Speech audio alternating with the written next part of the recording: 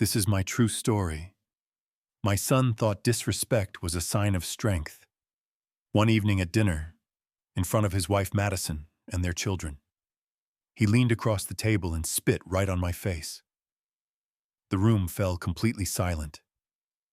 Then someone let out a small laugh. He called me old, weak, and useless. I sat there frozen, not from fear, but from a cold resolve that settled deep inside me. That was the night I stopped being his father and became a man with a clear plan. He believed that spit would crush my pride forever. He had no idea I still legally owned everything he lived in and depended on. You won't believe what I did next. Before I go on, tell me where you're watching from today. And please subscribe so more people can hear this story. I gave him everything a father possibly could. From the day he was born, I worked double shifts that destroyed my back and ruined my hands. My palms cracked from freezing winters on construction sites in Chicago. My knees ached from climbing ladders in pouring rain, and my lungs filled with dust and concrete particles. But every bruise felt worth it when I came home and saw him running toward me with his little arms open wide. I remember his small voice calling me Dad, like it was the most important word in the world. Back then I believed love was forever, that if I kept giving, he would always remember. When his mother passed away, he was still just a kid. I handled everything alone. I cooked, cleaned, washed clothes, and saved every penny. I went years without buying new clothes for myself so he could have decent shoes for school. I skipped meals so he would never know what hunger felt like. My wallet was never full, but my heart overflowed with pride every time he passed a test. Every time he smiled, I carried the weight of the world on my shoulders and told myself it was light because it was all for my son. Orwell. When he grew older, I helped him buy his first car. I co-signed every loan, paid the extra fees, covered the insurance, and even made his first few mortgage payments. I told him to keep his credit clean, to respect money, and to stay humble.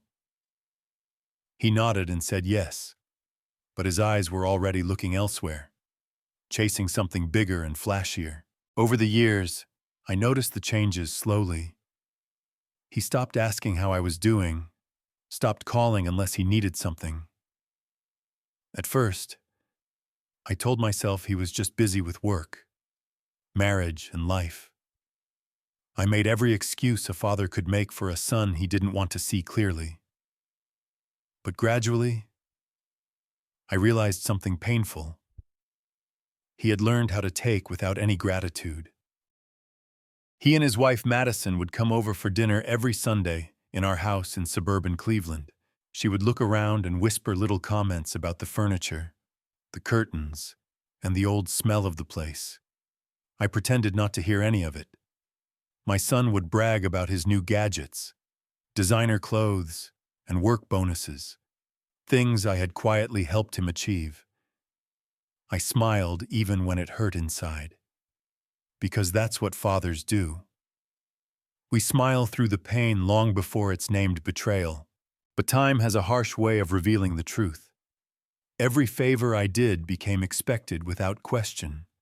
Every bill I paid became invisible to them. They stopped saying thank you at all.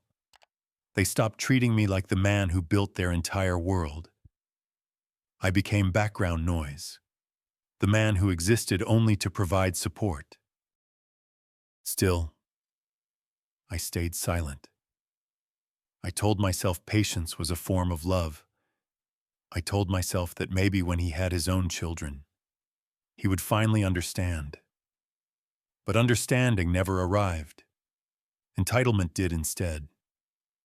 He began speaking to me with less kindness and more arrogance. He made jokes about my old clothes, my slower walk, and my tired eyes. Madison would laugh along. I would pretend not to notice the insults. When I signed the house over to him, my own home in Ohio. I thought I was giving him a strong foundation and a real chance to succeed. But he treated it like a trophy he had earned alone. He invited guests, threw big parties, and acted as if he had built it with his own hands. When I stayed there, I could feel I was no longer truly welcome.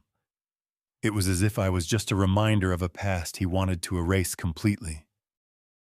And yet even then, I forgave him because I kept telling myself, he's my son.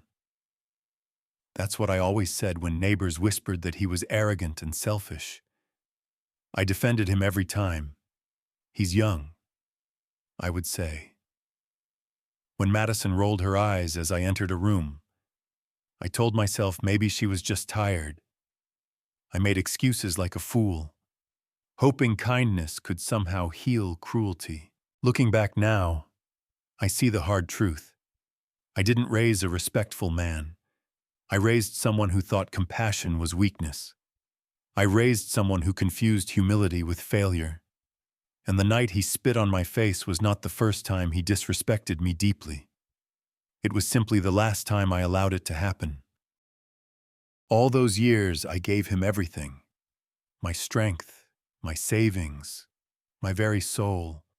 But that night, when the spit landed on my skin and the laughter filled the room, I realized I had given him one thing too much: my endless forgiveness. That was the moment everything ended for good. The years I had given him would become the years I quietly reclaimed. And for the first time in my life, I decided to stop being his father and start protecting my own dignity. It happened on a Sunday evening in Cleveland, the kind of night meant for family warmth and comfort. The table was crowded with food.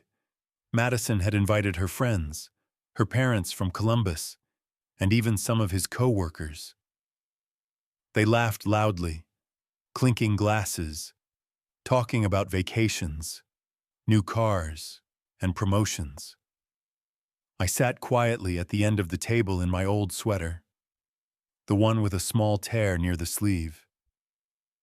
It was comfortable and full of memories. But in that house, comfort had become something to mock. Dinner started normally enough: roast chicken, mashed potatoes, and polished conversation that felt fake. I poured myself a glass of water, my hands steady, but my heart heavy. My son sat across from me, Madison at his side, whispering things in his ear between forced smiles.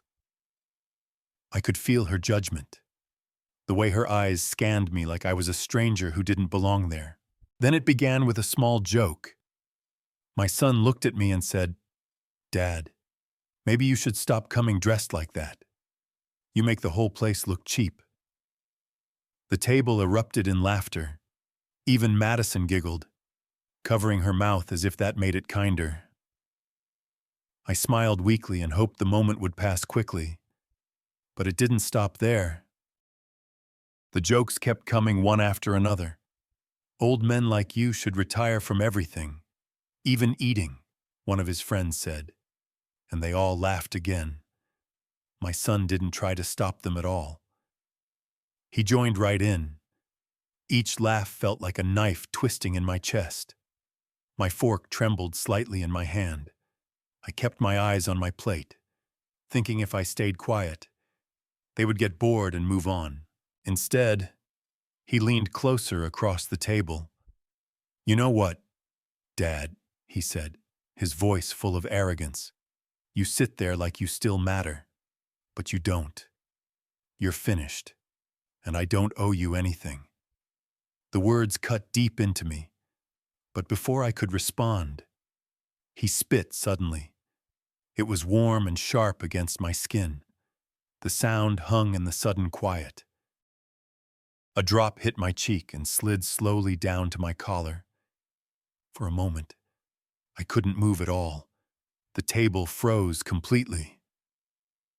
Madison gasped softly, but not in real horror, more in amusement. And then the laughter started again. The same cruel laughter that had mocked my clothes, my work, and my age. Now it mocked my last shred of dignity. I sat there staring at my untouched plate. My heart raged like a storm inside, but my face stayed perfectly calm. I reached for my napkin, wiped my face gently, and looked straight at him. I didn't speak a word. I didn't curse or raise my voice. I didn't even blink hard, because in that heavy silence, something inside me changed forever. It wasn't just the spit itself.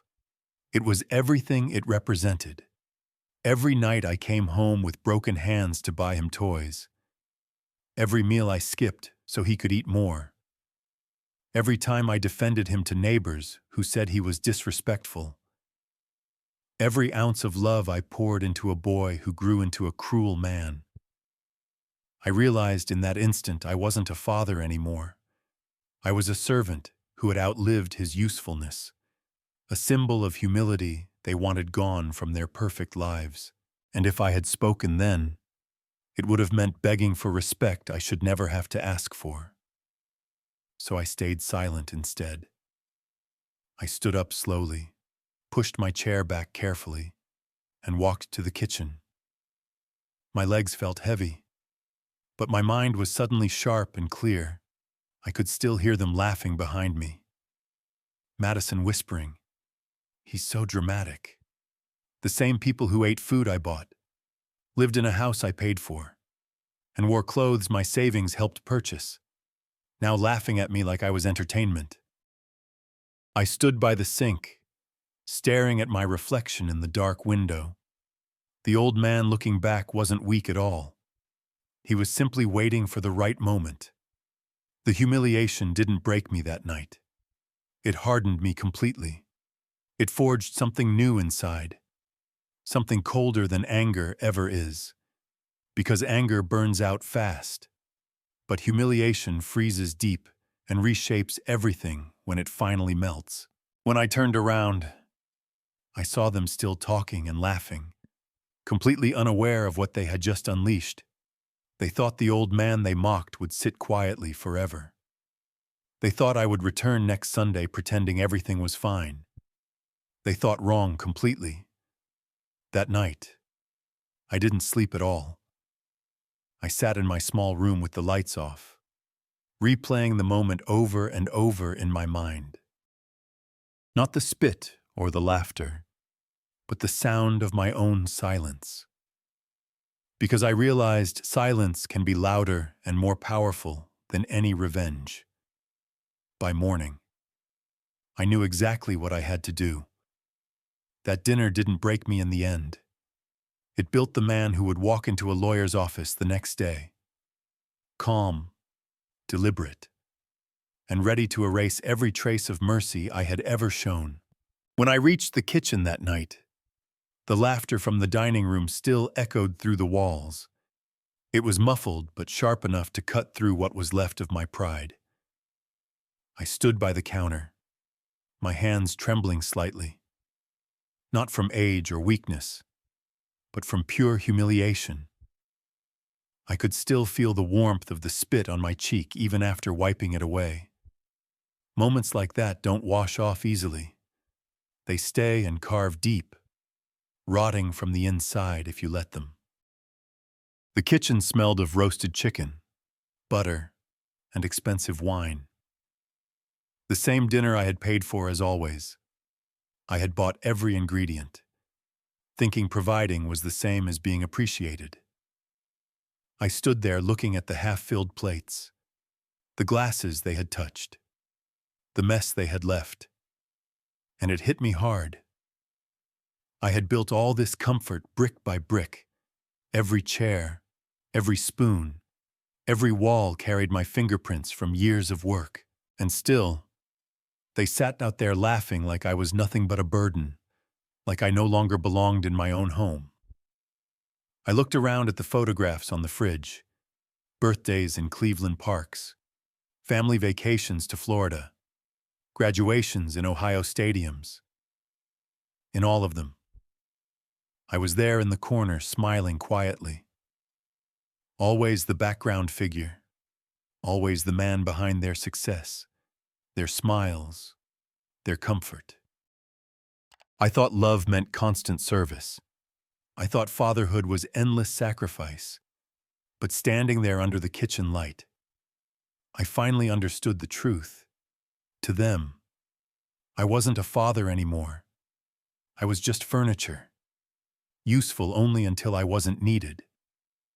I heard my son's voice drift in from the dining room, loud and drunk with arrogance. He said, "He should be grateful we even let him stay here." The others agreed quickly. Even Madison chimed in, saying he's just too old to understand real success. Success, that word burned deep inside me. I had built his success dollar by dollar with my own labor. I gave him the life he flaunted and the very table where he disrespected me. And yet here I was, standing in my own kitchen, like an unwanted stranger. My hands gripped the counter tightly. My reflection stared back from the steel kettle, tired, gray, and quiet. But there was something new in those eyes, a stillness that comes right before a storm, the kind that replaces pain with cold precision. I didn't cry or shout that night. I just breathed slow and steady and started counting quietly. Not memories or regrets, but assets, documents, titles, signatures, everything that still carried my name alone. It was strange comfort realizing how much of his world still technically belonged to me. He might have taken my dignity that night, but he hadn't taken the foundation under his feet. I still owned the house in Cleveland completely. I still held all the important papers.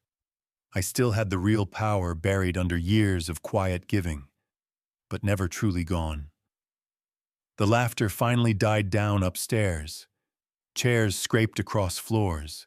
Footsteps moved to bedrooms. I stayed in the kitchen listening to every sound until the house fell silent again. When I finally walked back to the dining room, it looked like a battlefield of empty glasses, half-eaten food, and spilled wine. The overhead light flickered above the messy table. My plate was still there, untouched and cold. I sat down and stared at it for a long time. The shame had transformed into something sharper now. I wasn't broken anymore. I was fully awake. For the first time in years, I saw everything clearly. The son I raised with patience and love was gone long ago, replaced by a man who believed cruelty was power. The wife beside him, complicit and smug, had turned my home into a place of constant mockery. I cleaned the table slowly and carefully, piece by piece, each plate stacked neatly, each glass washed with quiet care. My movements were methodical and calm, the same discipline I used to raise him now repurposed for something much colder. When I finished, I turned off the lights and let the house sink into complete darkness. In that darkness, I made my final decision. They thought I would come back to the table next morning pretending nothing happened. They thought the old man would forget because that's what old men do. But I didn't forget anything. I memorized every laugh, every smirk, every cruel word, and by the time they woke up the next day, I had already decided what I would take back. Everything. Not out of pure spite, but out of simple justice. They wanted to treat me like I was nothing at all, so I would show them what life truly looks like when I become nothing to them. That night in the kitchen wasn't the end of humiliation. It was transformation. It was the quiet birth of a plan that required no yelling or violence, only paperwork and patience. I turned off the last light, looked one final time at the empty table, and whispered to myself, "You won't be laughing tomorrow." When morning came, the house smelled of stale wine and leftover arrogance. The cruel laughter from last night was gone, replaced by slow footsteps and clattering dishes. I sat quietly by the window with my coffee untouched, watching fog lift from the backyard in Cleveland. My son moved around upstairs like a king in his castle, not realizing the kingdom was never truly his. He thought I was just sitting there old and defeated after the humiliation. But in reality, I wasn't just sitting. I was calculating every step. I went to my small study, the one no one entered anymore. It smelled of dust and old memories. Like all the years I spent saving and securing our future, the old wooden drawers still held everything that really mattered. Not sentimental memories, but proof, solid proof that I had never been careless with my life. Proof that beneath my silence, there was always structure and control. I opened the bottom drawer and pulled out the shoebox I had hidden years ago. Inside were papers wrapped carefully in rubber bands, property deeds, mortgage documents, account statements, insurance policies, and the latest draft of my will. My son's name appeared on some, but not the critical ones. Those still carried only my name, Orwell. Each page reminded me of every year I worked with cracked hands and aching knees. Every line of ink was written with pure sacrifice. When I originally bought that house in suburban Cleveland, I was younger and stronger and so proud to call it home. I never imagined the same roof I built would one day echo with my deepest humiliation. As I went through each document carefully, I realized how blind love can make a person. You give everything thinking it's protection, but it only builds walls that can trap you later. My eyes lingered on the house deed with my name bold and permanent at the top. His name was listed below conditionally and temporarily. I had kept full ownership quietly all along, never transferring complete control. It wasn't distrust back then, just caution for the future. But now it became my salvation completely. That single paper was my weapon, my justice, my clean exit. I smiled faintly for the first time in years, not from joy, but from pure clarity. I took out the small key to the safe hidden inside the bookshelf. The safe clicked open like a quiet heartbeat revealing its secrets. Inside were things no one knew existed: old savings certificates, a separate account booklet, and bank letters confirming my sole authority over every joint account. My son thought those accounts were his playground, and my name was just habit. But habits have serious consequences, and I was about to turn his oversight into a hard lesson. I spread everything on the desk in careful order: deed, bank details, shares, car titles, insurance policies. My old wedding ring even sat there heavy with painful irony. These weren't just possessions. They were decades of a life built from nothing but pure willpower. And as I looked at them all, I realized everything he had, his house, his comfort, his so-called power, existed only because of me. Every inch of that Cleveland home was soaked in my labor and sacrifice. I picked up my pen and began writing steadily. Not a letter or apology, just a precise list and plan. I wrote down names: the lawyer in downtown Cleveland, the real estate agent, the bank manager, the only people I would contact in the coming days. No shouting or threats or dramatic scenes. I didn't need noise to make this happen. The law makes no sound when it changes lives. It just moves slowly and decisively like a glacier through stone. The house was mine legally. The land beneath it was mine. The accounts were mine to freeze completely. The payments were mine to redirect without question. And yet, through all this, I didn't feel triumphant at all. I felt calm. The kind of calm a man feels when he's been wounded too long and finally stops bleeding. I wasn't seeking pure revenge. I was seeking real peace at last. My hand brushed against a photo frame on the desk corner. My son as a young child smiling wide, his arms around my neck tightly. For a brief moment, something soft twisted inside my chest. That small boy had once trusted me completely. He had looked up at me with pure love, not hate. Somewhere between that photograph and last night, he had changed into someone unrecognizable. And maybe I had changed too in response. Love had blinded me once before. Not anymore. Never again. I turned the photo face down gently. Then I opened my notebook and wrote 3 simple words at the top. Count what matters. It wasn't the money or even the property that truly mattered. It was dignity. The one thing they could never steal unless I allowed it. I had given them comfort, time, and endless respect. But not this. Not my dignity anymore. The pen stopped moving. My plan was complete and ready. I knew exactly what needed to be done, who to call first, and when each step had to happen, every action would be quiet, deliberate, and fully legal. I didn't want to destroy him with raw anger. I wanted him to face the fragility of the comfort he took for granted. How much of it had always been mine? When I closed the notebook, I felt lighter than I had in years. The humiliation from last night no longer burned inside. It had turned to cold steel resolve.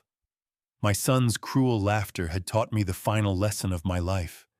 Silence isn't weakness at all. It's a powerful warning. The next morning, I woke before sunrise in Cleveland. The house was perfectly still, the air thick with silence after the previous night's storm. I didn't make breakfast as I usually did every day. I didn't wait for anyone to wake up slowly. I just dressed in my old coat, the same one they mocked, and left quietly with a folder close to my chest. Inside the folder was everything. My proof, my ownership, my freedom. When I reached the lawyer's office downtown, the clerk looked at me like just another tired old man with a minor issue. But when I placed the folder on her desk and asked for Mr. Thompson, the senior partner, her expression changed quickly. She saw the seriousness in my eyes, the kind that comes from absolute certainty, not confusion. Mr. Thompson had helped me with property matters years earlier. He was older now, too, gray-haired and patient, the type who understood silence better than loud words. He led me into his office quietly. I sat down across from him and said simply, "It's time." He didn't ask for long explanations. He just opened the folder and began reviewing. For the next 3 hours, we went through every document line by line. I had prepared for this moment with complete precision. The house, the accounts, the insurance, all still legally tied to me alone with final control. We drafted the new papers carefully, the sale agreement, the ownership transfer to a buyer, the closure of all joint accounts. Each stroke of the pen felt like quietly reclaiming my breath after years. He asked once if I wanted to notify my son first. I shook my head firmly. "No," I said. "Let the papers speak for themselves. Because that's the power of legality. It doesn't shout or warn anyone. It just happens decisively. And when it does, there's no way to undo it." As the hours passed, signatures accumulated steadily. Witnesses came and went quietly. Stamps pressed into paper like final seals. Every click of the pen moved me further from the man who had spit on me. Another step toward the person I was becoming now. When everything was finished, Mr. Thompson looked at me carefully. "You're absolutely sure about this?" he asked gently. I nodded without hesitation. He'll learn, I said simply. Not through pain, but through real loss. I left the office and went straight to the bank branch in downtown Cleveland. The manager there had known me for decades, ever since I opened my first account. He greeted me with genuine surprise since I hadn't visited in years.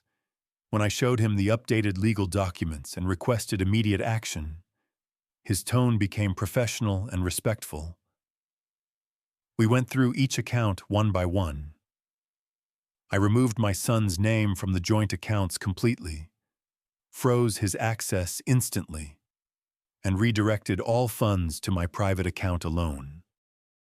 I closed the cards he used for daily expenses, the ones linked to my deposits over time. I updated the mailing address, changed security codes, and replaced all passwords. Everything now belonged to me alone without question. He would wake up soon to a world that no longer recognized his claims. It wasn't revenge driving me forward. It was restoring balance at last. He had turned my trust into deep humiliation, and my care into perceived weakness. But now the scales were finally even, not because I shouted or fought loudly, but because I used the quiet tools he always underestimated. The law doesn't need emotion to work. It only needs clarity and proper documentation. By the time I stepped out of the bank, the Ohio sun was high overhead.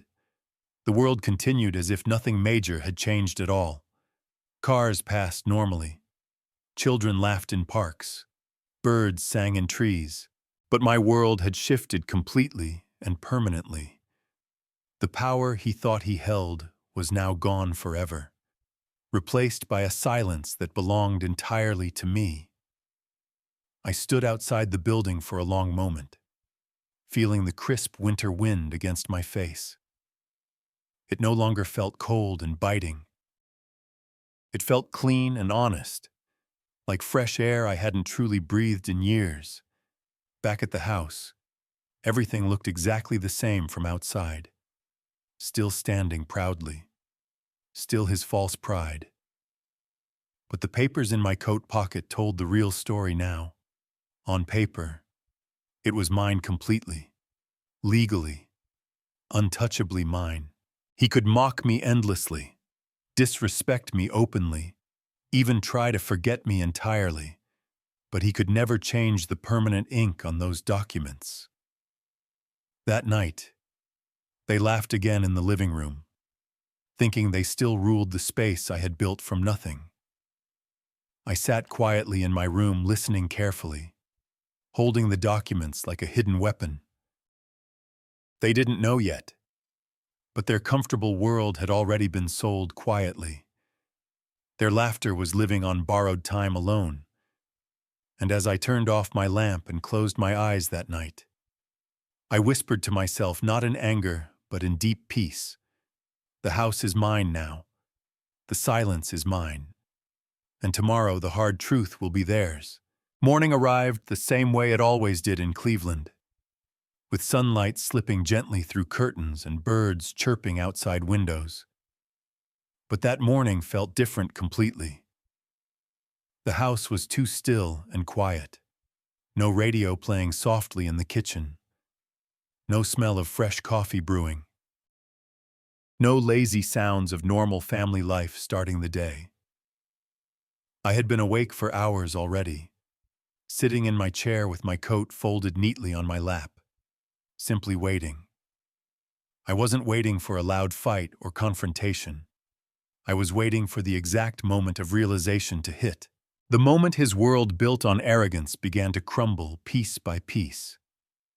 From my room, I heard heavy footsteps upstairs, confident and careless as always. The sound of a man who still believed he owned everything he stepped on without question. I heard him moving toward the front door, keys jangling loudly in his hand, ready for another workday. Then came a long pause filled with confusion. Papers rustled roughly. His voice echoed down the hall, confused at first, then quickly irritated. "What the hell is this?" he muttered loudly. The tone shifted fast from irritation to disbelief, and then to real fear. The first notice he found was from the bank. Formal, polite, and absolutely devastating. The joint account had been closed permanently. Funds moved entirely. His access revoked without appeal. He called the bank immediately, his voice rising angrily as I sat calmly in my chair. I could hear the phone ringing faintly, then his desperate words. There's been a mistake here. This is my account completely, but the law doesn't bend to shouting or demands. The voice on the other end surely told him what I already knew well. There was no mistake at all. His name had been legally removed yesterday. Everything was binding and irreversible now. He stormed down the hallway angrily, pulling open drawers roughly, searching for checkbooks that were no longer valid. His face appeared suddenly in my doorway, pale and panicked, full of questions he didn't dare voice aloud. I looked at him once with complete calm and no trace of anger, then turned my gaze back to the window quietly. I didn't need to say a single word. My silence was sharper than any accusation could ever be. He left the house in a rush shortly after, slamming the heavy door behind him. The sound of his car engine roaring to life broke the quiet morning air in suburban Cleveland. He drove straight to the bank thinking he could fix everything, charm or intimidate them like he once did to me. But real power doesn't bend legal paper. By the time he arrived downtown, the transactions had already cleared completely. Transfers sealed permanently. Signatures witnessed properly. His accounts were gone for good. Credit lines frozen solid. Access denied everywhere. The banker, probably nervous but firmly polite, would have explained, "Your father, Orwell, finalized everything yesterday, sir." While he was out desperately fighting ghosts, another storm was already building behind him at home. The real estate agent I contacted the day before had begun the full listing process without delay.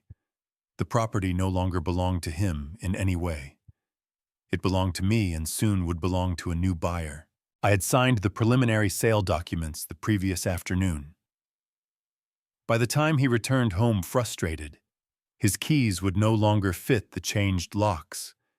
I can only imagine his face when he pulled up, confusion turning quickly to horror as he saw movers on the front porch, strangers carrying boxes out the door he once believed was permanently his.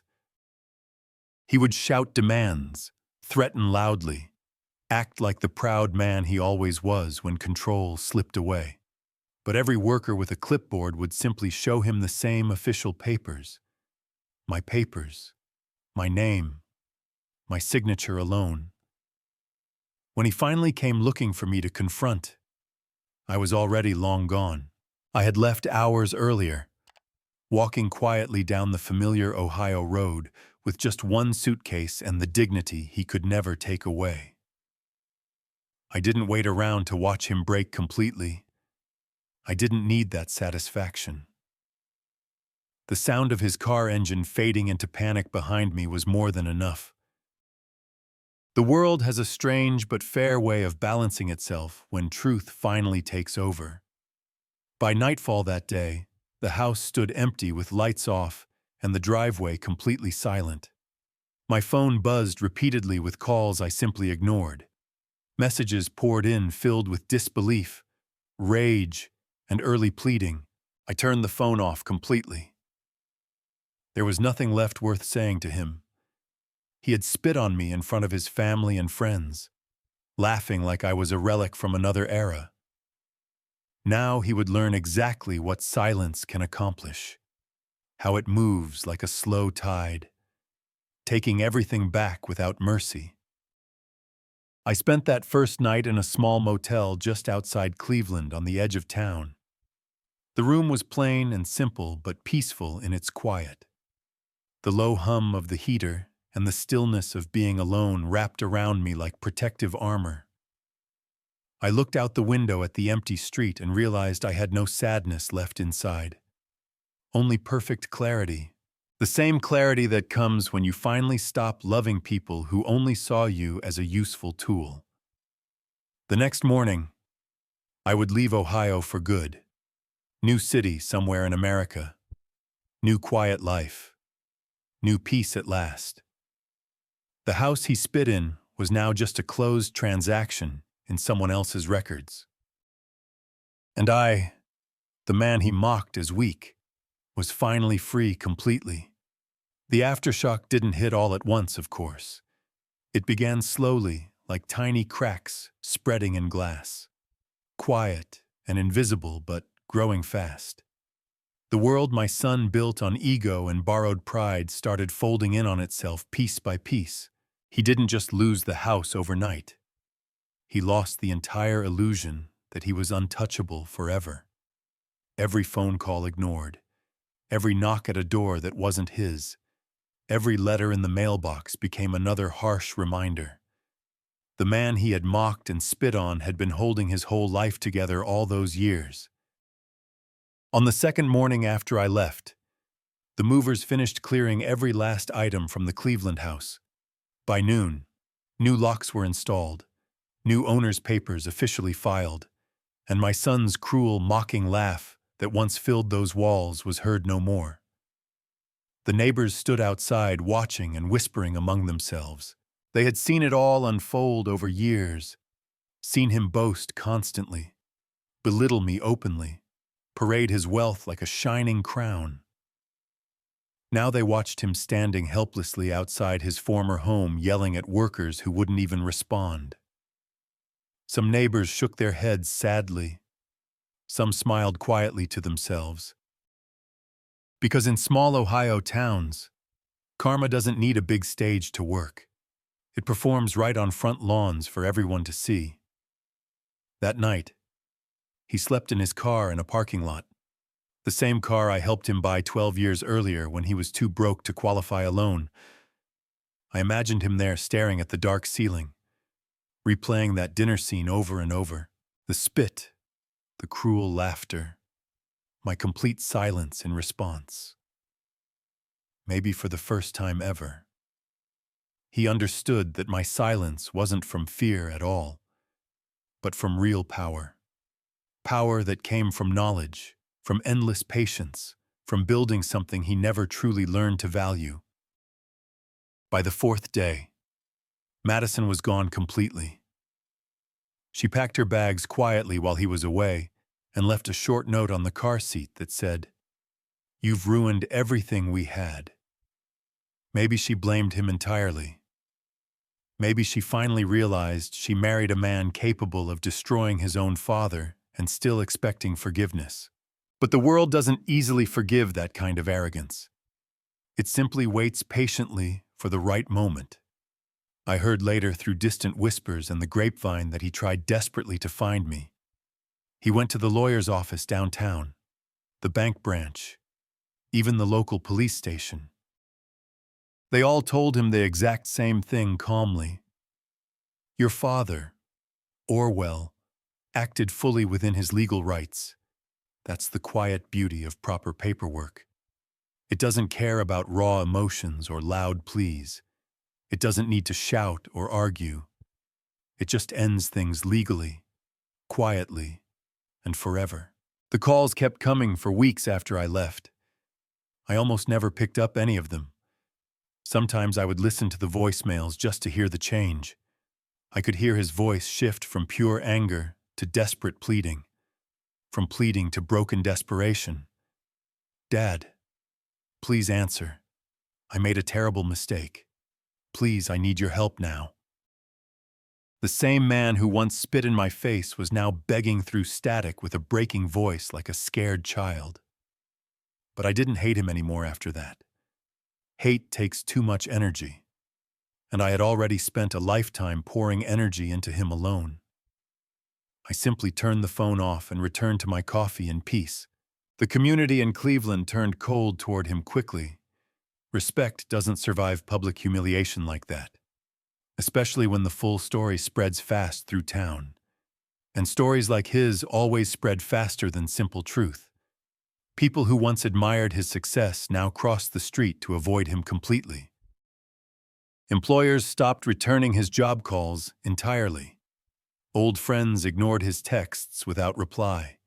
He became exactly what he once called me, worthless in their eyes. Only now he was learning firsthand what that cruel word really feels like. Meanwhile, I settled into a small apartment by the ocean in coastal Oregon. It wasn't much space, but it was completely mine without strings. I would wake early each morning, open the window wide, and breathe salty air that carried no weight of anyone else's cruel laughter. No one there knew who I was or what I had done back in Ohio. To them, I was just another quiet older man who walked the pier every morning feeding the gulls. And that simple anonymity was enough for me. I didn't need anyone to know my full story. I only needed to know deep inside that it was finally finished. Sometimes in those peaceful early mornings by the Pacific, I would wonder briefly what he was doing now, whether he had learned anything, whether he had changed at all. But those thoughts no longer hurt me. They passed quickly like the ocean tide, rising gently, then fading away, leaving only peace behind. The anger was completely gone now, replaced by something much deeper and lasting, clarity about life and choices.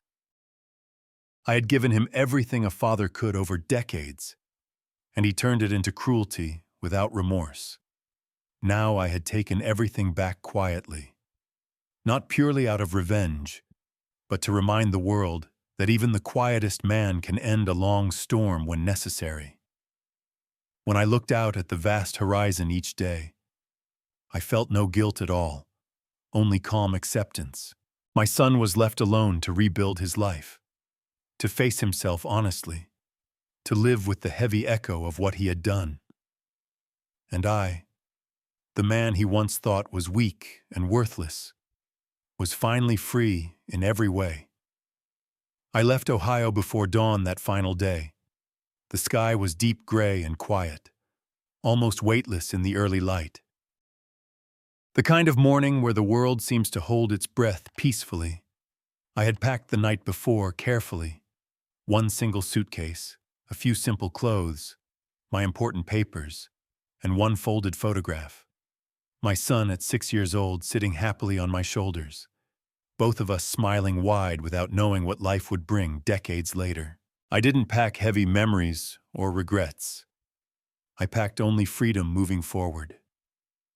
I locked the door one last time, placed the keys in an envelope on the kitchen table. No note attached. No final message. Just the soft click of the latch closing forever. The suburban street was empty and silent as I walked toward the bus stop nearby. The streetlights glowed faintly, casting pale pools of light on the cold pavement.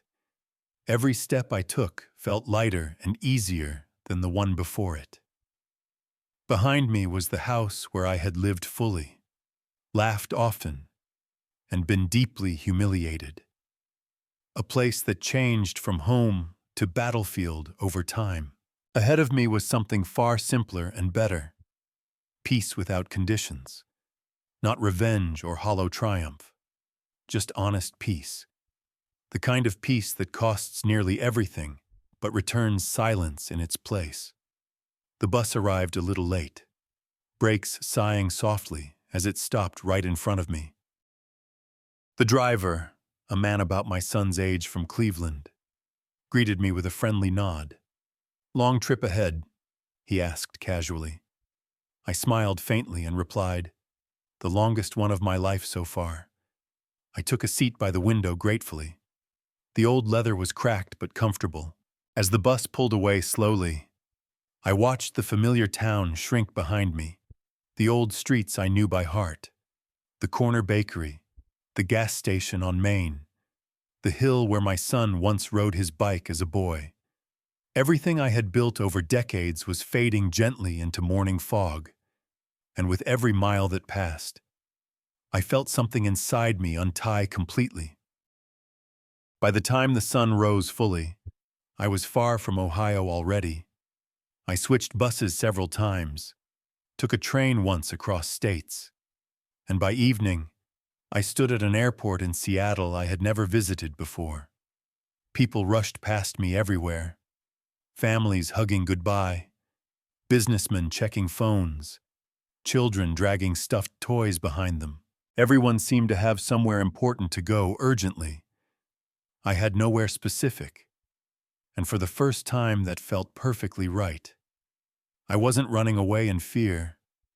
I was disappearing by careful choice. There's a real difference between the two. Running means you're afraid of what's behind. Disappearing means you finally choose yourself.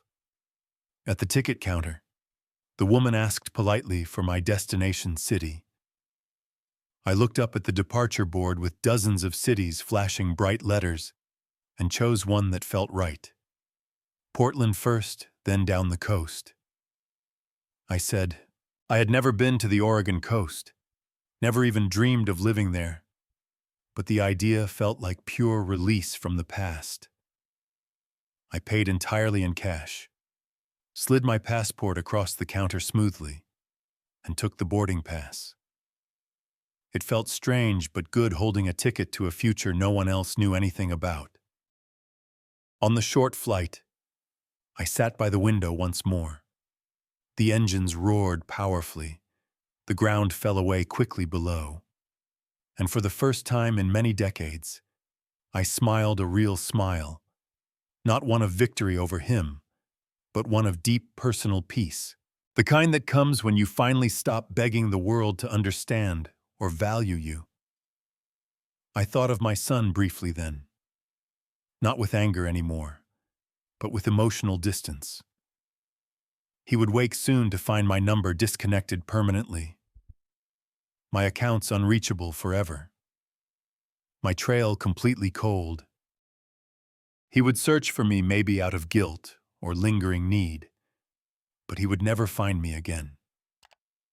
I had erased myself from his world, the same way he had erased basic respect from mine long ago. When the plane broke through the clouds into sunlight, bright gold filled the cabin completely. It felt like a quiet sign, not from above, but from the simple truth I had been too blind to accept all my life. You can love people deeply and still have to leave them behind. You can forgive serious wrongs, but you don't ever have to return to the pain. Hours later, when I stepped off the plane in Oregon, the cool coastal air smelled of salt and brand new beginnings. I found a small inn near the shore, paid cash for a month up front, and unpacked almost nothing at all. My suitcase stayed closed in the corner, as if it knew I no longer needed to belong anywhere specific. The next morning, I stood by the wide window watching the sun rise slowly over the Pacific Ocean. The waves rolled in slow and patient, the same kind of patience I once mistook for personal weakness. I breathed deeply, filling my lungs, and whispered softly to myself, "This peace is mine now completely." I didn't vanish out of burning hatred. I vanished to reclaim my silence and dignity, the one thing they could never steal or spit on again. My son had taken my peace for far too many years. But now, as the tide came in steadily and gulls called overhead, I realized something important. Leaving wasn't running away from pain. It was returning fully to myself, to self-respect, to quiet everyday living. The quiet life I wanted didn't happen overnight, of course. It crept in slowly and softly like morning light filtering through thin curtains. The first few days in that small Oregon coastal town felt almost unreal and strange. No sudden phone calls demanding help, no angry voices shouting from another room, no heavy footsteps echoing through hallways I had built myself, just constant wind, endless sea, and the calm sound of my own steady breathing. For the first time in many years, I didn't wake up to old responsibilities or fresh insults. I woke up to pure stillness every day. It was unfamiliar at first, almost frightening in its emptiness. But after a short while, I realized true peace is always meant to be quiet and gentle. I rented a small cottage right near the shore soon after. White walls washed clean. One large window facing the vast ocean. A crooked but sturdy wooden chair by the front door. It wasn't luxury by any means, but it was honest and real. Every morning I would brew strong coffee in a chipped old mug, sit outside on the porch, and watch local fishermen cast their nets as the sky turned beautiful golden colors. I didn't dwell on the past much anymore after settling in. It was still there, of course, like an old healed scar, visible sometimes but no longer painful to touch. Sometimes when I saw fathers walking hand in hand with their young sons along the Oregon docks, I would feel a small tug deep in my chest. But it wasn't regret or sorrow. It was quiet recognition, a gentle reminder of the full life I gave and the hard lesson I finally earned. I kept my remaining money in places it couldn't be traced easily. I didn't live lavishly or spend wildly. I didn't need material excess anymore. The deep satisfaction wasn't in spending what I reclaimed. It was in knowing every dollar he once depended on carelessly was now mine alone to control. The power I had given away too freely for years had returned quietly to me. Not to make me wealthy again, but to make me truly free at last. Some evenings, the friendly locals would invite me to sit around the fire at the small tavern in town. They didn't know my past story, and I never offered details. They simply called me the quiet man from the cottage, and I liked that name very much. I would listen to their easy laughter, their stories of fishing and weather, their simple daily troubles, and I would smile genuinely. These were good people who understood the real value of honest work, who never measured a man by fancy clothes or fat bank accounts. It reminded me warmly of who I used to be long before betrayal taught me the power of silence. Weeks turned into months like that, calm and uneventful and deeply peaceful. I learned to live small and simply again, to take long walks without any purpose, to eat meals slowly enjoying every bite, to sleep deeply without worry, to feel no one's heavy expectations hanging over me daily.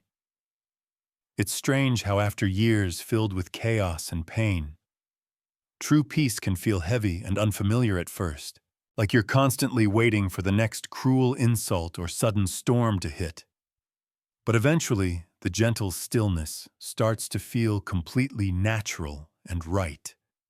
Healing doesn't announce itself loudly. It whispers softly over time. One ordinary day, I walked to the small post office in town and mailed a short letter. Not to him ever, but to my lawyer back in Cleveland. It simply said, "Everything finalized. Do not disclose my location under any circumstances." That was all. No forwarding address given. No signature even required. I no longer owed anyone my presence or explanations. The old world I left behind in Ohio could continue spinning however it wanted without me. Sometimes, on quiet nights, I wondered briefly what had become of him now. My son, the boy who once looked at me with pure, childish admiration, then later with open disgust. Word still travels even to distant coastal towns in Oregon.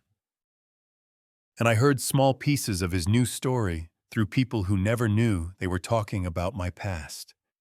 The man who once bragged endlessly about owning everything now worked odd jobs around Cleveland just to pay mounting debts. The house was sold long ago to strangers. Madison had remarried someone else. His pride had been replaced completely by a heavy silence of his own. I didn't smile coldly when I heard any of it. I didn't celebrate his fall at all. I just nodded quietly to myself. The world had finally taught him the lesson I no longer needed to speak aloud. In the quiet life I chose along the Oregon coast, I found something no money or revenge could ever buy. True self-respect that lives inside. The kind that doesn't need witnesses or loud applause from others. The kind that shows in how you wake up each morning, how you breathe freely, how you carry yourself after being broken once. People often think revenge is purely about destruction and pain. It's not that simple. It's really about restoration in the end. Putting things back exactly where they truly belong from the start. Dignity returned to the man who earned it through decades of sacrifice. Consequences delivered to the man who invited them with cruelty. At night, I would sit by my cottage window, watching the dark horizon fill slowly with bright stars. The ocean whispered constantly against the rocks below, steady and endlessly patient. I would think sometimes about all the years I wasted desperately trying to be loved by people who only respected what I could provide them. But now there was nothing left for them to take. And that simple fact was pure freedom. In that small seaside cottage surrounded by kind strangers who treated me with basic respect. I finally understood something profoundly simple. Peace doesn't arrive when the outside world changes to suit you. It arrives the moment you stop waiting for it to change at all. Now, when I wake up each day and hear the ocean waves through my open window, I don't think about everything I lost back then. I think only about what I managed to keep through it all. My dignity restored, my silence reclaimed, my hard-earned peace. People spend entire lifetimes chasing apologies that never come honestly, trying desperately to fix people who were never truly broken, just selfish and cruel from the start. I stopped chasing answers the day I walked away for good. Some might call what I did cold revenge. I call it long overdue release from pain. My son will likely spend the rest of his life wondering exactly why it all happened so completely. Why the man he mocked and humiliated disappeared without any trace or final word. Maybe someday, far in the future, he'll finally understand that it wasn't the spit alone. It wasn't even the insults or deep betrayal that ended our bond forever. It was the single moment he forgot who originally built his entire foundation, and who could just as quietly remove it when necessary. I didn't destroy his life out of spite. I simply stepped away and let him live fully without me. And for men like him, who take everything for granted, that's often the harshest punishment imaginable. Sometimes on quiet evenings, I take that old folded photograph from my wallet, the one of him as a young boy on my shoulders laughing. I look at it closely for just a few seconds, then gently put it away again. That innocent version of him, the happy boy with joy in his eyes, is gone forever now. The man he became died completely the moment he lost all respect for the father who raised him. I buried that painful memory long ago, not out of lingering anger, but out of simple mercy for myself. I built a good life once, lost most of it to betrayal, and built a new one far away, this time quieter, smaller in scale, and infinitely stronger inside. I don't need public applause for what I chose to do. I don't need anyone else to agree it was fully right or justified. Because true peace isn't something you're ever given by others. It's something you take back firmly when no one believes you still can. I left behind the house in Cleveland, the remaining wealth, all the old noise and pain. But what I truly left behind forever was weakness and endless giving. Now I live simply along the Oregon coast, breathe freely every day, and sleep deeply every night. I'm not waiting anymore for forgiveness from him, and I'm not offering any either. The world feels calm and balanced when you finally stop expecting basic fairness from those who never showed it. He spit on my face thinking it would break me completely. Instead, it woke me up fully at last. I sold his house quietly, took back everything he had built on my sacrifices alone, and never came back to that life. Final thought. He mocked my worth and laughed at my silence until that same silence took everything he ever loved. If you like this story, please like this video, subscribe to the channel, and share your impressions of this story in the comments. To listen to the next story, click on the box on the left. Thank you for watching.